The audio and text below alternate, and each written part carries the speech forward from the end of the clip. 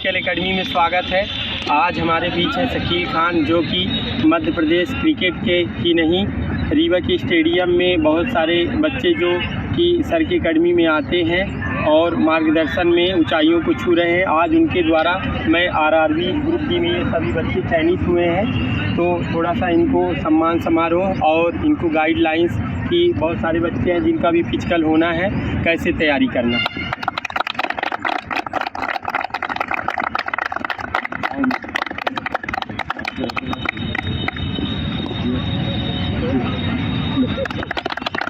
ये है अनुज शर्मा, इनका आरआरबी ग्रुप डी में मिली है सफलता। और ये है धर्मेंद्र कुशवाहा, इनका भी रेलवे ग्रुप डी में हुआ है चयन। ये है शैलेश तिवारी,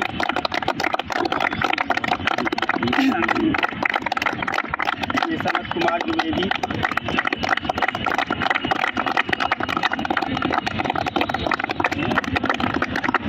विजय गुप्ता है, इनका भी रेलवे ग्रुप डी निकला हुआ है। और ये है शिव प्रसाद गुप्ता,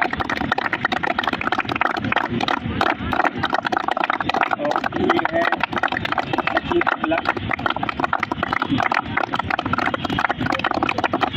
सर, थोड़ा सा इन लोगों को कुछ बताइए कि सफलता असफलता लगी रहती है। बहुत सारे बच्चे जो रहते हैं, जैसे आते हैं, प्रैक्टिस करते हैं, लेकिन फाइनली सेलेक्ट नहीं हो पाते। वो मेहनत करते हैं लेकिन सफलता नहीं मिल पाती। थोड़ा सा इन लोगों को गाइडलाइंस करिए कि सफलता पाने के लिए किस तरह की तैयारी करनी चाहिए। सबसे पहले तो मैं बधाई दूंगा बहादुर सर को, जो इन्होंने यहाँ पे फिजिकल का एक जो सबसे बड़ी कमी मैं देखता था शुरू से कि यहाँ पे रिटर्न तो निकाल लेते थे लोग, एसआई में भी हर जगह, लेकिन फिटनेस में वीक रहते थे और लास्ट टाइम पे उनको इंजरी भी होती थी। तो उस चीज़ से अच्छा बहादुर सर के आने से यहाँ पे बहुत अच्छी एक्टिविटी हो रही है। और ये भीड़ मैंने बहुत बड़ी देखी है, और उस भीड़ में डेली यहाँ देखता रहता हूँ कि कोई ना कोई टीम हमारी सेलेक्ट होती जा रही है और जो पीछे वाली लाइन है वो आगे आती जा रही है। तो मैं सबसे बड़ी बात यही है कि आप सबको बधाई बहुत बहुत, और धीरे धीरे ये भीड़ जो है सही जगह पे जाती जा रही है, वो मेहनत से जा रही है। और आप लोगों को दौड़ते भी देखता हूँ और हार्ड वर्क भी होता है, थोड़ा स्टिक भी रहते हैं और अंदर से सॉफ्ट भी हैं कि नहीं। अगर सॉफ्ट ज़्यादा हो गए तो फिर प्रॉब्लम आएगी। तो आप लोगों को भी बोल रहे हैं, जिनका भी बचा है और बेहतर होगा आपका और अच्छा होगा, और अच्छे फोकस होके करिए। और आप लोग असफल नहीं है, वो लाइन धीरे धीरे देखिए, अभी आप जाने वाले हैं और अगले दिन अभी जल्दी से जल्द आप लोगों का नंबर आने वाला है। तो मेरी शुभकामनाएं आपके साथ हैं।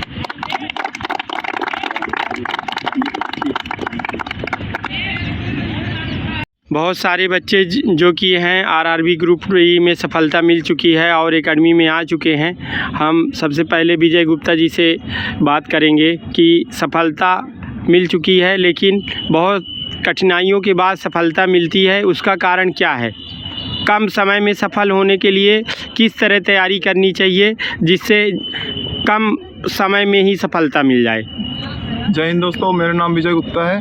सर्वप्रथम मैं आपको बताना चाहता हूं कि जो भी ये सफलता मिली है मुझे, इसका सबसे बड़ा श्रेय बहादुर सर को जाता है, क्योंकि मैंने अभी तक में 4 पेपर क्वालिफाई किए थे, लेकिन कहीं ना कहीं मैं फिजिकल से बाहर हो जाता था।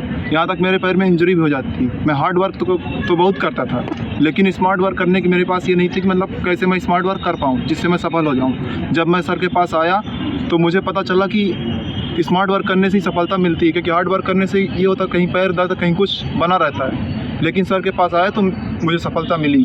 और मैं बाकी लोगों को ये कहना चाहता हूँ, जो भी एसएससी जीडी वगैरह जो भी फिजिकल देने के लिए आए हुए, मतलब जिनका भी फिजिकल है, वो सर के पास आएँ और सही समय में सफलता हासिल करें।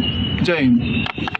शरद द्विवेदी जी, जैसा कि आपके पैर में दर्द था, आप ज़्यादा दिन प्रैक्टिस भी नहीं किए हैं, 8-10 दिन में ही आपको सफलता मिल गई, तो किस तरह की आप तैयारी किए एकेडमी में कि सफलता मिल गई आपको? जय हिंद दोस्तों, सबसे पहले तो मैं अपने गुरु बहादुर सर का धन्यवाद करना चाहता हूं, जिनके मार्गदर्शन में ये सफलता हासिल हुई है। उन्होंने मेरे पीछे बहुत हार्ड वर्क किया और उनके ही मार्गदर्शन में चलते चलते ये सफलता प्राप्त हुई। इस सफलता का पूरा श्रेय सर को ही जाता है। जिन बच्चों का एसएससी जीडी का पेपर एग्ज़ाम है, वो अभी से ही फिजिकल की तैयारी करना चालू कर दें, जिससे कि उनको फिजिकल में कोई समस्या ना आए। शैलेश जी, जैसे कि आप अभी आरआरबी ग्रुप डी का फिजिकल दे के आ चुके हैं, आपको सफलता मिल चुकी है। तो जो बच्चे जैसे अभी एसएससी जीडी का पेपर दे के आए हैं या सीपीओ का आए हैं, जैसे उनकी डेट नहीं आई है, एसएससी जीडी में 5 किलोमीटर रनिंग करना पड़ने वाले बच्चों के लिए बहुत बड़ी बात रहती है। तो उन लोगों को किस तरह की तैयारी करना चाहिए, कब से तैयारी शुरू कर देना चाहिए जिससे उनको सफलता मिले। जैसा कि आप देखे होंगे कि बहुत सारे बच्चे हैं जो कि पढ़ने में बहुत अच्छे रहते हैं, लेकिन फिजिकल में उनकी गाड़ी रुक जाती है। तो अगर बेल्ट की नौकरी करना है, उन लोगों को पेपर देना है, निकालना है, अब फिजिकल से गाड़ी रुक रही, तो कैसी तैयारी उनको करनी चाहिए जिससे सफलता मिल सके। सर, मेरा नाम शैलेश तिवारी है। आज मैं अगर ग्रुप डी में सिलेक्शन मेरा हुआ है तो बहादुर सर की कृपा से हुआ है, क्योंकि उन्होंने एक रेगुलरिटी जो होती है क्लास की, जैसे एक पढ़ने में एक रेगुलरिटी होती है, वैसे एक फिजिकल में रेगुलरिटी इन्होंने कंटिन्यू मेंटेन किया। अगर किसी बच्चे के पैर में इंजरी भी आ जाती थी तो वो ये कहते थे कि ग्राउंड आओ। ग्राउंड से क्या होता है, आदमी मोटिवेट रहता है और कॉन्फिडेंस रहता है कि हाँ वो दौड़ लेगा। मेरे हिसाब से अगर जिन बच्चों का भी आने वाला फिजिकल है, उनमें लगातार अगर उनको पास करना है तो उनको अभी से एकेडमी ज्वाइन कर लेनी चाहिए और एक रेगुलरिटी मेंटेन करना चाहिए।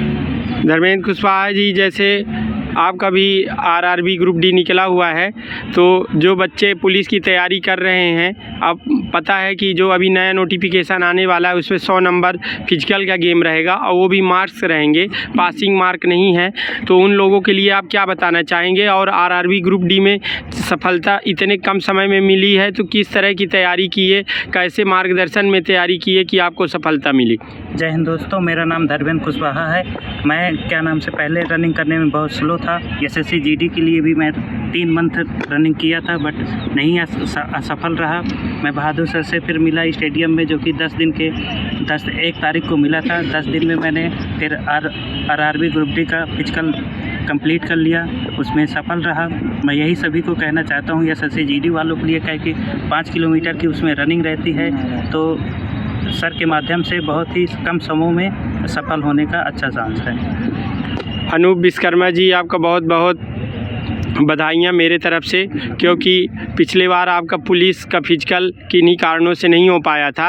अब रेलवे ग्रुप डी निकल चुका है, तो आप बताइए कि पुलिस के फिजिकल फेल होने में और आरआरबी ग्रुप डी के फिजिकल पास होने में किसका योगदान है और किस तरह की आप तैयारी किए तो सफलता मिली। जी, मेरा नाम अनूप विश्वकर्मा है और मेरा फिजिकल जो पुलिस का है वो 1 सेकंड से रह गया था।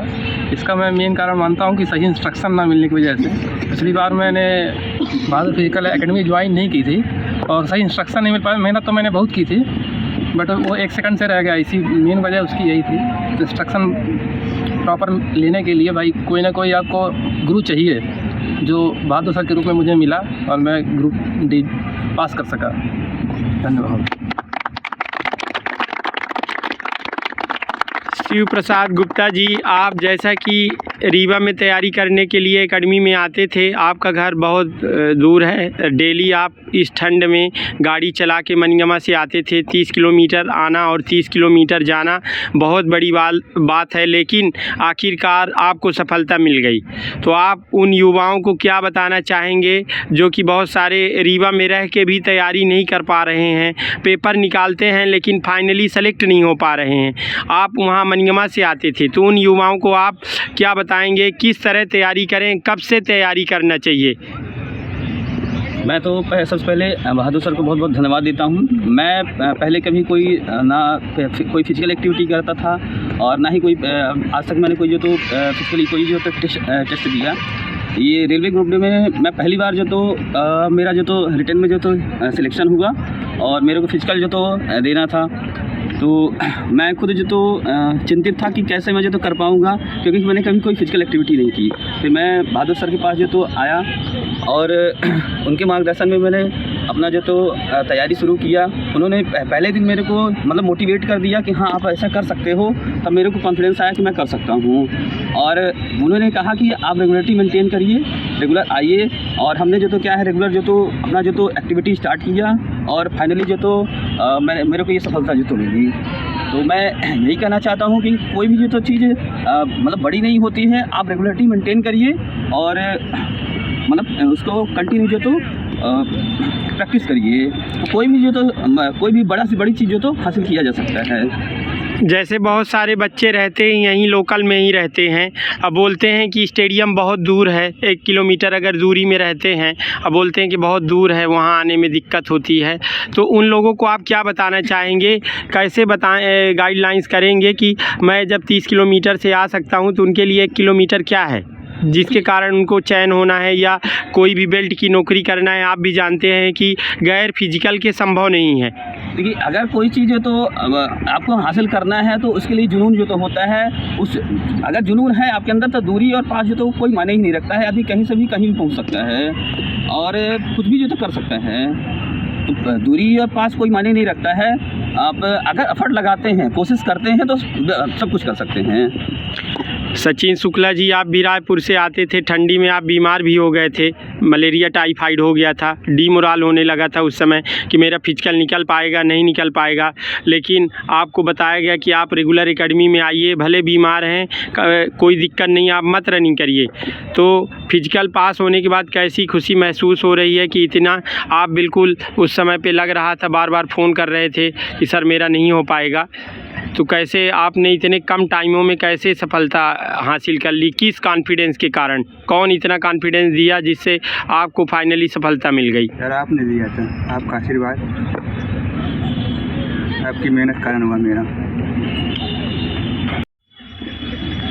जय हिंद दोस्तों, जैसा कि आपने देखा कि बहुत सारे बच्चे जो कि एकेडमी में हमारे आते थे, 46 बच्चे टोटल हमारे एकेडमी में आते थे, जिसमें 43 लोगों का चयन हो चुका है बहादुर फिजिकल एकेडमी रीवा से। और मेरा यही संकल्प है या हमारी यही कोशिश है कि अगर कोई हमको टाइम दे दिया है, 10 से 15 दिन भी दे दिया है, तो मैं फाइनली इतना मेहनत अगले को करा देता हूँ और इतना कॉन्फिडेंस भर देता हूँ और इतना तरीका सिखा देता हूँ कि निश्चित तौर पे सफलता हाथ से छट के जाने न पाए।